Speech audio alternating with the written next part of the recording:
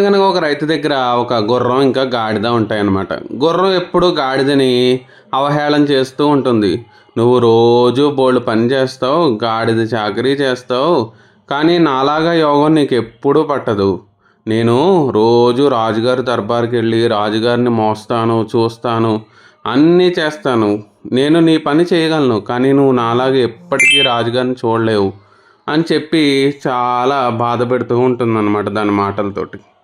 అయితే గాడిద మాత్రం దాని మాటలు పట్టించుకోకుండా దాని పని అది చేసుకుంటూ ఉంటుంది. రోజు రైతుకి చాలా సహాయం చేస్తూ ఉంటుందన్నమాట.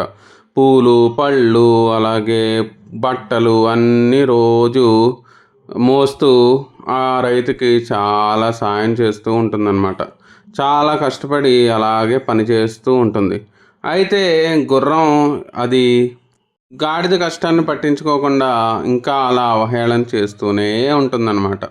ఇంకా ఆ మాటలు తట్టుకోలేక చిరాకొచ్చిన గాడిద రైతు దగ్గరికెళ్ళి, "నాకు ఈరోజు ఒంట్లో బాలేదు. ఏమనుకోకుండా ఈరోజు ఒక్క రోజుకి నా పనికి గుర్రాన్ని తీసుకెళ్తారా?" అని అడుగుతుంది.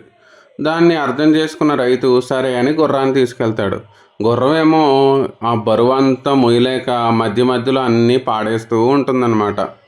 అది బట్టలవి పాడేసినప్పుడల్లా చిరాకొచ్చిన రైతు కొరడాతో దానికి ఒక్కో దెబ్బేస్తూ ఉంటాడనమాట. ఆ పాపం ఆ దెబ్బలకు తట్టుకోలేక మళ్ళీ మోస్తూ జాగ్రత్తగా అడుగులేస్తూ ఉంటుంది. అయినా ప్రతిసారి పడేస్తూ ఉంటుంది. పడేసినప్పుడల్లా రైతు కొరడా తీసి ఒక్కో దెబ్బేస్తూ ఉంటాడనమాట.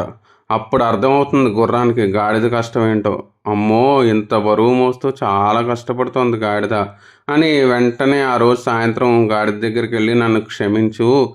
నీ కష్టాన్ని నేను గుర్తించలేక నిన్ను చాలా అవమానించాను" అంటుంది. గాడిద చాలా సంతోషిస్తుంది.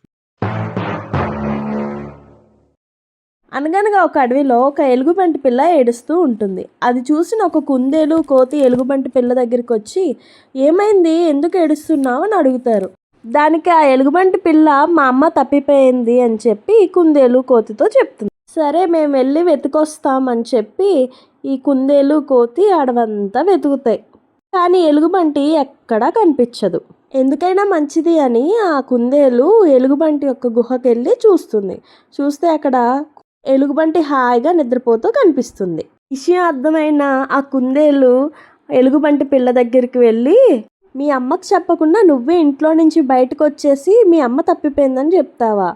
తప్పు కదా, ఇలా చేయొచ్చా? ఎప్పుడు మీ అమ్మకు చెప్పకుండా ఇలా బయటకు రావద్దు" అని చెప్పి ఆ ఎలుగుబంటి పిల్లని కోతి, కుందేలు తన తల్లి దగ్గరికి చేరుస్తాయి. అదే కంచికి మనం ఇంటికి.